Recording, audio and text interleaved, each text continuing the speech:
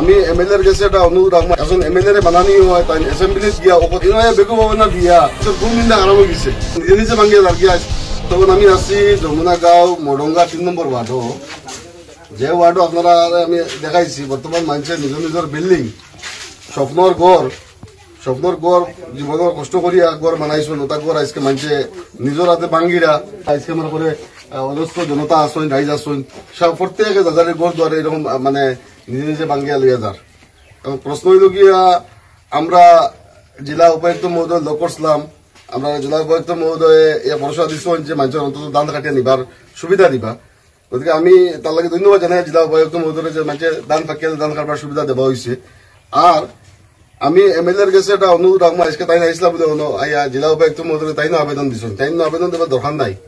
জেলা উপায়ুক্তর কাছে আবেদন যেন আমরা লাগা সাধারণ মানুষ দিলে হয়, এখন এমএলএ বানানি হয় তাই অ্যাসেম্বলিত গিয়া ও কথা জবাব প্রশ্ন উঠাক্কা যে এই জায়গার মানুষ ৬০ বছর ৭০ বছর থেকে বসবাস করেন, এরারে ফরেস্টে ফাটা দিছিল, এরারে বিভিন্ন রকমের ডকুমেন্ট দিয়া ট্যাক্স দিয়ে তারা যত বছর থেকে তারা কোনো বেদখলকারী নাই। আর আজকে এই মানুষগুলা তারা স্বপ্নের গড় ভাঙ্গিয়া চুরমার করে নেবা লাগে। এমএলএ ইনো আইয়া ডিসির কাছে আবেদন দেওয়াটা শোভা দেন না, কারণ অ্যাসেম্বলি জায়গা।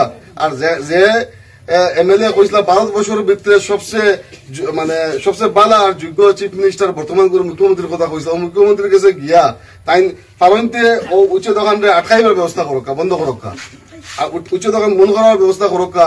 যদি তার সহজ সাহস আছে আর কিছু যদি রাজ্যের লাগে করবার ইচ্ছা আছে ওই জিনিসটা করক্কা আইয়া। আর ইনো বেগু ভবনা দিয়া আর আইয়া তার নমিনি অগুবাদে লইয়া আইয়া করার কোনো মতলব নাই। আমি ওটা অনুরোধ রাখবো প্রশাসনের কাছেও যে মানবতার দৃষ্টিতে এটারে পুনর্বিবেচনা করা হোক। এখন আমি করেছি বহুত মেয়াদি পাট্টাদার মানুষ আছেন যারা আজ থেকে 25 বছর 30 বছর আগে মেয়াদি পাট্টা পাইছেন, তারারও নোটিশ দিয়া গেছে গিয়া। এইরকম অন্যায় অত্যাচার যদি আমরা সমাজে চলে, এটা আমরা সমাজও এটা আনেবেলা ভবিষ্যতের লাগিয়ে আমরা সমষ্টির মানুষের ভবিষ্যৎ আমি পেলা দেখি না। যাই হোক, এটার উপরে বিধায়ক সাহেব কিছু মা জানেন না কিতা হইতা আজকে তাহলে জিজ্ঞাসা 2 সচেতন যুবকে তাই দেখাইছেন তার নমিনি তারা কইবা, এইরকম আমরা বিধায়ক বানিয়ে দিছি। গতিকে আমি ওটাও আবেদন রাখবো প্রশাসনের কাছে যে মানুষগুলারে তারা সময় দেওয়া হোক, আর এরা নিজে নিজে ভাঙিয়ে আর কি আজকে আপনারা ভিডিও দেখবা গড়গুলা কিনা বিল্ডিং গড় ভাঙিয়ে নেওয়া। আর এই যেটা সদমা মাঝে নোটিশ পাইছেন মানুষের কোন দিন আরম্ভ হয়ে গেছে। আজকে আমি খবর পাইছি না দুই তিনজন মানুষের হার্ট অ্যাটাক পর্যন্ত করিয়ে আসছেন। 2-3 মানুষে এটা বরদাস্ত করতে পারে না যে তারা জন্মস্থানটা ছাড়িয়ে তারা আজকে যাবা লাগবো। মারা গেছেন মানুষ, 2জন মানুষ মারাও গেছেন। গতিকে এটার উপরে ব্যবস্থা নিতে লাগে।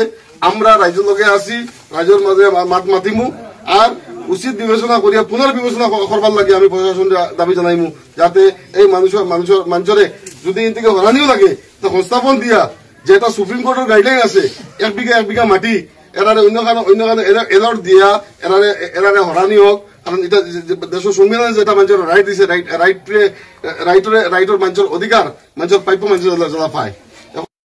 এখন আজকে আমরা আইসি সব মুরব্বিয়ান নজওয়ান যুবক সারা উপস্থিত হয়েছেন 3 নম্বর ওয়ার্ড। সামনে আরো মানুষ আসুন, জায়গায় মানুষ ব্যস্ত নিজের গড় বাঙ্গাল। এর বাদেও আমি সবার কাছে কথা অনুরোধ রাখবো, মানবতার দৃষ্টিত মডঙ্গা রিজার্ভ বসবাস করা মানুষ, এরা বেদখলকারী না ভারতীয় নাগরিক, এরা পুনর্বিবেচনা করিয়া এরারে স্থায়িত্ব করবার ব্যবস্থা করি সরকারে দেয়, তার লাগে আমি আবেদন রাখবো। ধন্যবাদ।